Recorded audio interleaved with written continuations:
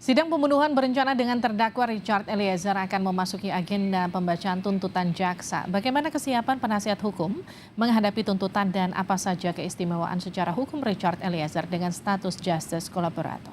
Kita bahas bersama dengan penasihat hukum Richard Eliezer, Roni Talapesi, bergabung juga pakar hukum pidana Jamin Ginting. Selamat malam Bang Roni, selamat malam Bang Jamin. Selamat malam, Mbak Livia. Oke, saya Selamat ke malam, Mbak Livi.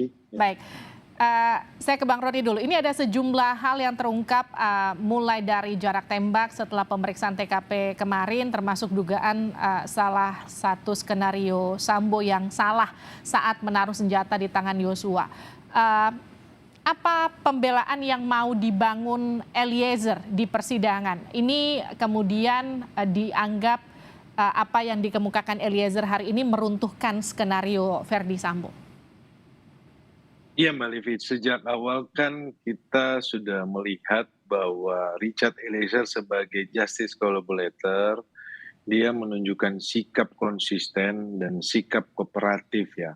Yang dari awal dia sampaikan bahwa dia berminta maaf, kemudian dia siap untuk menjalani proses ini, terus ini ditunjukkan dengan sikap itu ya Mbak Livi. Kemudian dalam proses persidangan kan fakta-fakta persidangan yang dari awal yang mereka coba sampaikan bahwa Richard Eliezer sendiri, ternyata di persidangan ini ketika kami tim penasihat hukum tidak mengajukan eksepsi dan kami mendapatkan kesempatan untuk memeriksa para ART maupun ADC maupun saksi yang lainnya, kita dapat mendapatkan fakta-fakta yang terungkap di persidangan yang menjelaskan bahwa keterangan Richard Eliezer tidak berdiri sendiri.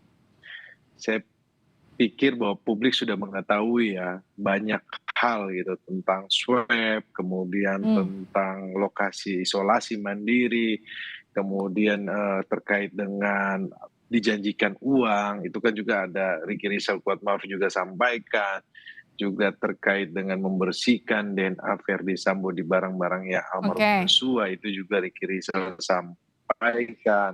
Jadi banyak hal sebenarnya Mbak Livi. Jadi dalam proses ini kami sedang fokus ketika kami menghadirkan ahli yang sebelumnya ada ahli dari jaksa penuntut umum yang menjelaskan terkait dengan kondisi peristiwa dan mengenai posisi hukum dari para terdakwa. Yang kami dapati adalah ketika dari ahli dari jaksa penuntut umum ahli pidana menjelaskan mengenai pasal 48 yang dimana menjelaskan ada daya paksa terkait dengan posisi klien saya, dan juga menjelaskan pasal 51 ayat 1 terkait dengan perintah jabatan.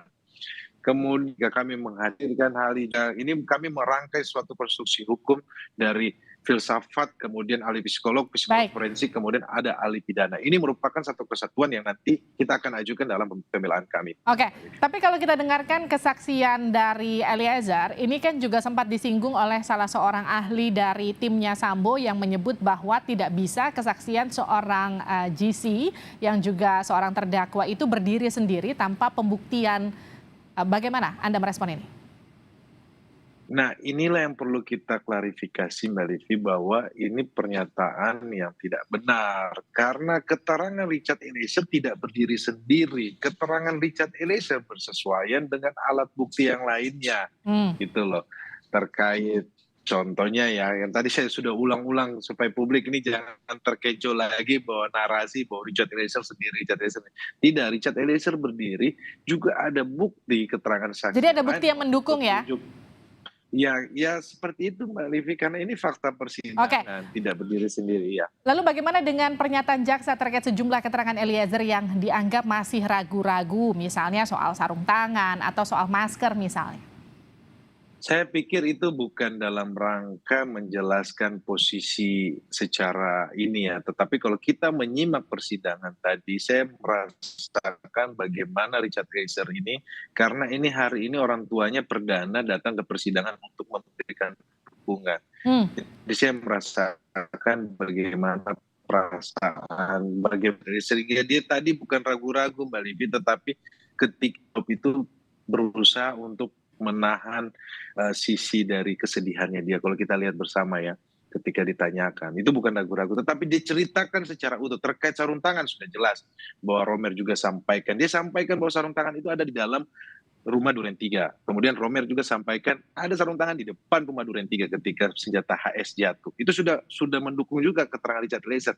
Kemudian dari Kuatmaruf dan Ricky Rizal di dalam BAP-nya awalnya menjelaskan mereka melihat sarung tangan, tetapi mereka mencabut BAP berdasarkan mereka melihat CCTV yang menurut kami CCTV tersebut itu adalah CCTV yang di luar rumah Duren 3 yang tidak jelas. Jadi kami sudah tanyakan. Oke. Dan juga kemarin majelis hakim ketika hadir di Duren 3 sudah melihat posisi jarak berdiri para terdakwa. Jadi melihat posisi berdiri, kemudian melihat jarak tembak, kemudian melihat para terdakwa posisinya di mana. Ini kan sebenarnya sudah menggambarkan secara utuh, Mbak Livi.